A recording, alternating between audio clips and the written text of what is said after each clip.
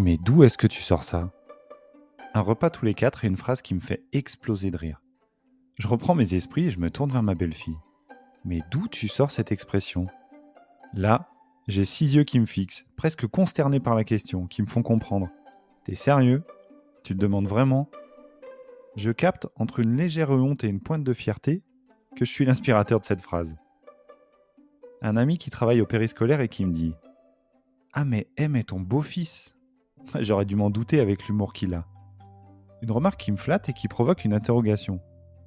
Pourquoi aurait-il mon humour ? Il n'y a aucune raison. Quand j'explique ça à mon beau-fils, il me répond très calmement.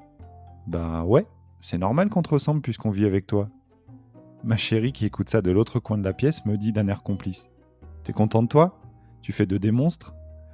Avec un sourire, ma belle-fille lance un « Eh ouais !» Je les regarde tous l'un après l'autre et je souris. Je suis touché par cette impression que les enfants aiment me ressembler et que leur mère acquiesce. J'apprécie vraiment cette sensation. Je me sens lié à eux d'une façon extrêmement naturelle, qui semble convenir à tout le monde. Je prends conscience que je peux leur déteindre dessus. J'ai une forme de super pouvoir. Mince alors, ça implique donc des responsabilités. Pas question qu'ils chopent mes mauvais côtés. Sauf que dans la vraie vie, je peux pas faire le tri.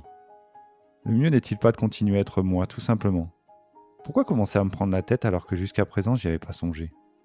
Pourquoi chercher à forcer le trait pour tenter d'être parfait, irréprochable, le bon exemple ? Et puis jusque-là, les points communs sont plutôt positifs, voire drôles. Je vais continuer en étant moi-même. Au-delà d'expressions et de notes d'humour, ils peuvent adhérer à certaines de mes valeurs. Aujourd'hui, je prends le temps de leur expliquer pourquoi certaines choses ont autant d'importance pour moi. Ça peut être une richesse pour les enfants, venir étoffer l'éventail de ce qui leur est transmis pour leur laisser l'opportunité de choisir parmi leurs exemples.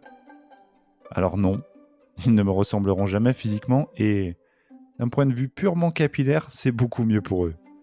En revanche, j'ai pris conscience du fait que vivre avec eux permet de leur transmettre beaucoup de ce que je suis. C'est une belle opportunité d'être une famille, même sans génétique. Je leur fais confiance pour faire le tri et garder le meilleur.